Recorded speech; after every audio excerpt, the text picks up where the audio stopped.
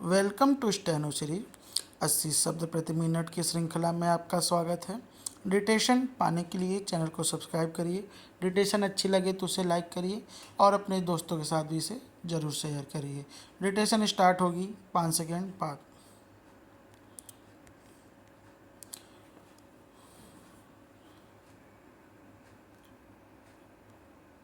Ready start. जब भी कोई जमीन से उठा इंसान आसमान पर जगमगाते हुए दिखता है तो अवतार सिंह पास की कालजयी कविता सबसे खतरनाक की ये पंक्तियाँ याद आ जाती हैं। सबसे खतरनाक होता है मुर्दा शांति से भर जाना, न होना तड़प का सब सहन कर जाना, घर से निकलना काम पर और काम से लौटकर घर जाना। सबसे खतरनाक होता है हमारे सपनों का मर जाना। अर्चना मनोज धोत्रे ने अपने सपनों को मरने नहीं दिया, इसलिए वह आज इस मुकाम पर हैं। अर्चना मुंबई के एक गरीब परिवार में पैदा हुई। जब वह 2 साल की थी तभी उनके पिता चल बसे। माँ के कंधों पर परिवार की सारी जिम्मेदारी आ गई थी। उन्होंने बीएमसी की सड़कों पर झाड़ू लगाकर अपने बच्चों का पालन पोषण शुरू किया। जैसे जैसे बच्चे बड़े हो रहे थे उनकी ज़रूरतें बढ़ रही थीं, मगर माँ की कमाई से बमुश्किल घर चल रहा था। जैसा अमूमन होता है, रिश्तेदारों ने इस मुसीबत ज़दा परिवार से दूरी बना ली थी। कहते हैं अभावों में पले बच्चे जल्दी परिपक्व हो जाते हैं। जिस उम्र में अर्चना को खेलना कूदना था, पढ़ाई करनी थी, वह अपनी माँ का बोझ बांटने के तरीके तलाश रही थीं।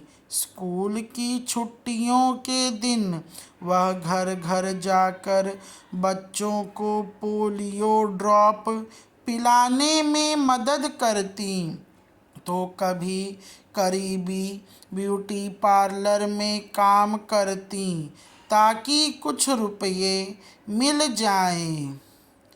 जिंदगी कट रही थी स्वाभाविक ही। अर्चना इससे खुश नहीं थी। परिवार में कोई बड़ा ऐसा न था जो उन सबको पढ़ाई लिखाई के बारे में गाइड करता। स्कूल छूट गया। ऐसे में किशोरावस्था की दहलीज पार करते ही जिस युवक से प्रेम हुआ उससे शादी करके उन्होंने गृहस्थी बसा ली। मनोज धात्रे के साथ जिंदगी में स्थायित्व आ गया था। अर्चना खुश थी। जल्द ही वह एक बेटी की माँ भी बन गईं। साल 2014 की बात है। अर्चना की बेटी अभी 8 महीने की ही थी। उनके पति एक भयानक दुर्घटना के शिकार हो गए। वह जिंदगी और मौत के बीच झूल रहे थे। अभी अभी तो खुशियों से अर्चना की पहचान हुई थी और उसे ग्रहण लग चुका था। पति के इलाज का खर्च, नन्ही बेटी की परवरिश और घर की सारी जिम्मेदारियां। अर्चना जिंदगी के एक ऐसे मोड़ पर आ खड़ी हुई थी जहां से उन्हें कुछ सूझ नहीं रहा था कि आखिर करें तो क्या करें। उनके पास न तो कोई डिग्री थी कि नौकरी तलाश थी और न ही संसाधन थे कि कोई अपना काम शुरू कर पाती। तब माँ का संघर्ष याद आया कि कैसे उन्होंने अपने बूते अपनी संतानों को पाला। स्टॉप।